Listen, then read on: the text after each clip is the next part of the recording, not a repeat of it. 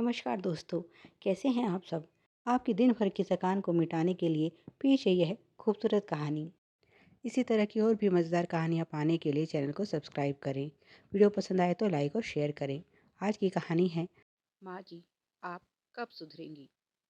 अरे, सेवा वेवा सब भूल जाओ। ममता बहन, यह सब तो गुजरे ज़माने की बात हो गई है। आजकल की बहुओं का बस चले तो ससुराल में कदम पीछे रखे।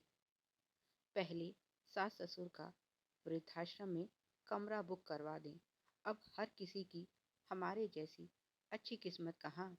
ज़रूर कुछ पाप किए होंगे तुमने भी पिछले जन्म में, तभी तो ऐसी बहू मिली है।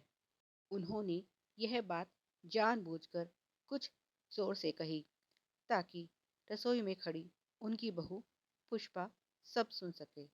आंटी चाहे उसके बारे में कुछ भी कहती रहे, पुष्पा को कोई फर्क नहीं पड़ता। पर जब सासू माँ इस तरह के लोगों की हाँ में हाँ मिलाती हैं तो उसे बहुत दुख होता है। क्या नहीं किया उसने इस घर के लिए, और बदले में उसे यह सब सुनने को मिल रहा है।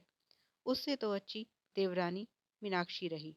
शादी होते ही पति के साथ चली गई। ना कभी सास बहू आमने सामने हुई, ना कभी दोनों में तकरार। उसने तो सासू माँ को मौका ही नहीं दिया अपनी परख करने का। अगर बहू सास की नज़रों में बुरे खाने में नहीं है तो उसका नाम अच्छे खाने में ही आता है। वह यहाँ कर कर के मर गई और सारी बड़ाई देवरानी के हिस्से में आ गई। बस बहुत हुआ, उसने खुद से कहा, और रसोई से निकलकर सीधे कमरे में चली गई।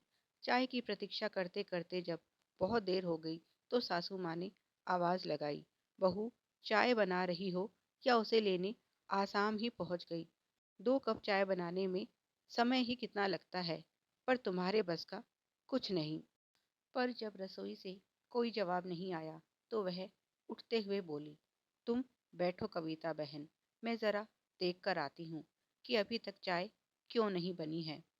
अब तुम अपनी आंखों से ही देख लो, बहू का क्या सुख है मुझे। 2 कप चाय भी बनाकर देने में जोर पड़ता है महारानी को। रसोई में जाकर देखा, बहू पुष्पा वहाँ नहीं थी। चाय का पतीला गैस पर था, उसमें पानी भी चढ़ाया हुआ था, पर गैस बंद थी।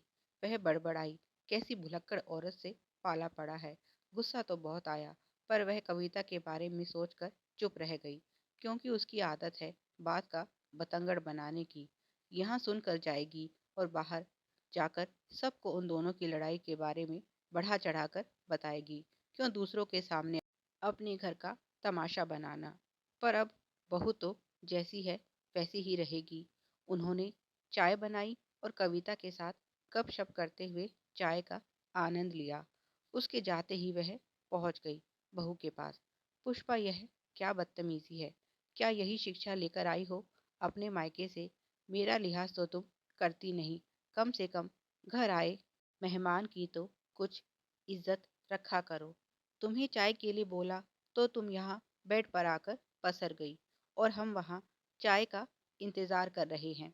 तुम्हारी यही शिकायत रहती है कि आप सिर्फ मीनाक्षी की तारीफ करती हैं, मेरे लिए कभी कुछ अच्छा नहीं बोलती। अब तुम खुद ही बताओ, क्या तुम्हारी ये हरकत सही थी? सही कहा आपने माँ जी, सारी गलती तो मेरी है। जो यहाँ आपके साथ रहना मैंने मंजूर किया। मैं भी मीनाक्षी की तरह पति के साथ चली जाती तो अच्छा होता, पर मैं मूर्ख, अपना सुख छोड़कर सास की सेवा के चक्कर में ना इधर की रही ना उधर की। यह सब मेरे मायके की गलत शिक्षा का परिणाम है, क्योंकि मेरी माँ ने तो यही सिखाकर भेजा था, ससुराल जाकर बड़ों की सेवा करना और छोटों को प्यार देना। यह तो उन्होंने बताया ही नहीं कि सास को कभी कभी कुछ उपहार और फोन पर मीठी बातें करके भी पटाया जा सकता है, और ऐसे तुम्हारी तारीफ भी होगी और कुछ करना भी नहीं पड़ेगा। मैं तुम्हारा इशारा समझ रही हूँ बहू। आखिर तुम्हें छोटी बहू से परेशानी क्या है जो हर बात में उसे बीच में ले आती हो? गुस्से में ममता जी बोली, मेरी परेशानी मीनाक्षी नहीं, आप हैं माँ जी। आपको सारी खामियां मुझ में ही दिखती हैं। बताइए, कब मैंने आपकी बात नहीं माने। पर अब बहुत हुआ। इस बार मैं जा रही हूँ बच्चों को लेकर इनके पास।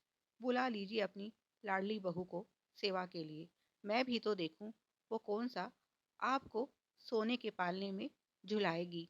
बात बढ़ती देखकर ममता जी ने तुरंत पाला बदल लिया और बोली, देखो, मैं ऐसी बातों से डरने वाली नहीं। तुम्हें जाना हो तो जाओ। मेरी तरफ से कोई दबाव नहीं है और ना ही मैं छोटी के भरोसे हूँ। अभी हाथ पैर चलते हैं मेरे, अपना काम खुद कर सकती हूँ। पर मन ही मन वह जानती हैं सच्चाई इसके बिल्कुल विपरीत है। ना तो छोटी बहू यहाँ आने वाली है और ना ही अब इस उम्र में उनकी बस का कुछ करना है। अगर बुढ़ापे में दुर्गति नहीं करवानी तो इस जुबान पर थोड़ा लगाम लगानी होगी। बहू उनकी अच्छी नहीं है तो बुरी भी कहाँ है। दूसरों के सामने बस आदत सी हो गई है उनकी पुष्पा की बुराई करने की। यह तो सही है, अगर कोई काम करे और बदले में उसे बुराई मिले तो मन आहत होता ही है। बहू सही है, फिर वह भी उसके और बच्चों के बिना नहीं रह सकती। लड़कर तो बहुत देख लिया, अब थोड़ा बहू के साथ प्यार से रहना सीखना होगा उन्हें। पुष्पा भी उनके चेहरे को जैसे पढ़ रही थी और बोली, अगर आप सुधरने का वादा करें तो मैं रुक सकती हूँ। उसकी बात सुनकर वह सकपकाई और बोली, अब क्या तू मेरे मन की बात भी पढ़नी सीख गई है। पुष्पा बोली, अब सालों से साथ हैं, इतना तो मैं आपको जान ही गई हूँ। ममता जी बोली, देखा, यहाँ भी गलती तेरी है। अगर पहले ही जाने की देती तो मैं कब का सुधर जाती। यह सुनकर पुष्पा हंसने लगी और बोली, आप कभी नहीं सुधरने वाली माँ जी। उन्होंने भी हंसकर कहा, मेरी आदत खराब करने वाली भी तू है। चल अब ये गुस्सा छोड़। चल तुझे अपने हाथों की चाय पिलाती हूँ।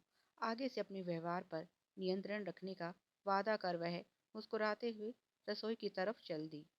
उनकी यही बात है जिसके कारण पुष्पा उनसे ज्यादा देर तक नाराज नहीं रह पाती। अपनी गलती स्वीकार करना बहुत बड़ी बात होती है। वीडियो को पूरा देखने के लिए आप सबका बहुत बहुत धन्यवाद। Please like share and subscribe. Thanks for watching.